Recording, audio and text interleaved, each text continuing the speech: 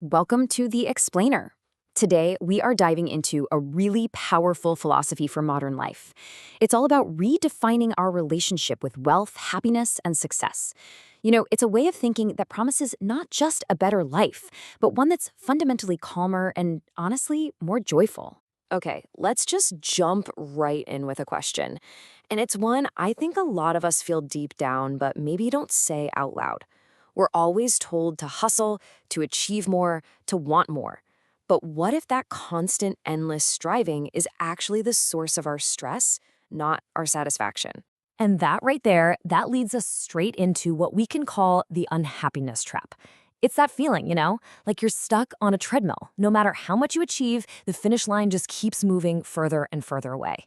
Emily's story just nails this feeling, doesn't it?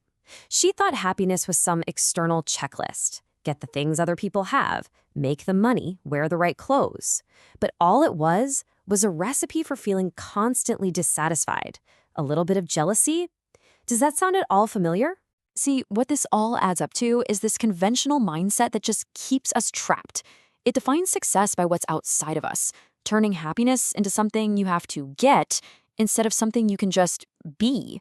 And where does that lead? Well, it inevitably leads to comparing ourselves to everyone else.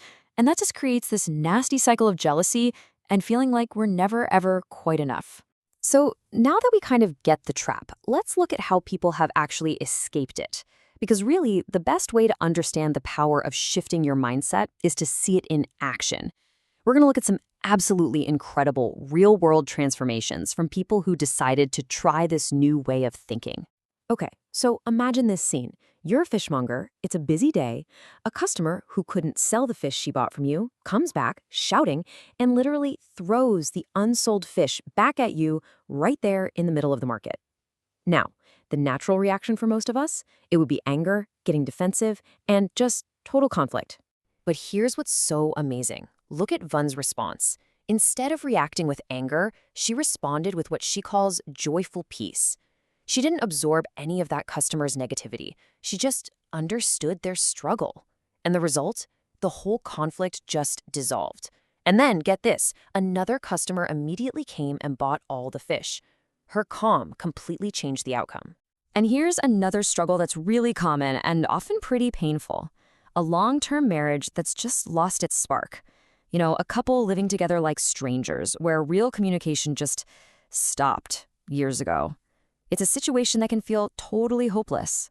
And this is just a perfect illustration of how an internal shift in just one person can transform an entire family. Hang didn't try to change her husband. She just changed how she listened to him. By approaching him with genuine curiosity instead of old demands, that wall between them just crumbled. All of a sudden, she saw the wonderful person who was there the whole time.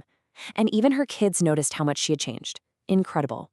These stories are so powerful, right? But what's the actual framework behind them?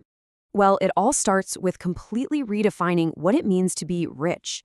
It's not about what's in your bank account. It's about the richness of your life itself. So in this way of thinking, true wealth is having a high quality of life. And this powerful idea is built on 3 core pillars. First, pretty straightforward, good health. Second, quality relationships with the people around you. And the foundation holding it all together, a state of inner peace, or as it's called in Vietnamese, an vui. So instead of chasing money, hoping it'll buy you a better life, this approach just flips the whole script. You pursue a high quality of life directly. You focus on your health, your peace, your relationships, and from that really strong foundation, you go out and create value for others. And then financial wealth, it just follows, almost as a natural, effortless consequence. Okay, I know what you're thinking. That all sounds great, but how do we actually achieve that core pillar of inner peace? It's not just some vague idea. There are practical, learnable tools to get there. So let's look at a couple of the key techniques. The whole foundation is about cultivating this state of an vui. Just think of it as a baseline of calm awareness. It's the ability to hear something or see something or know what's happening without immediately letting your mind's frantic analysis and judgment just take over. It's that quiet little space between something happening and how you react to it. And one of the most powerful ways to practice an vui is something called wise listening. It's the huge difference between hearing someone's problems and then taking them on as your own. Reactive listening, it just drains you. But wise listening, simply knowing that you are listening, it allows you to be this calm, stable presence. And that in turn helps the other person find their own clarity without it wrecking your own inner peace. But maybe the most profound and honestly, the most counterintuitive tool in this whole philosophy is a concept called Buổi, which basically translates to the art of letting go. Now, this is so important. This isn't about passive resignation. It's not giving up.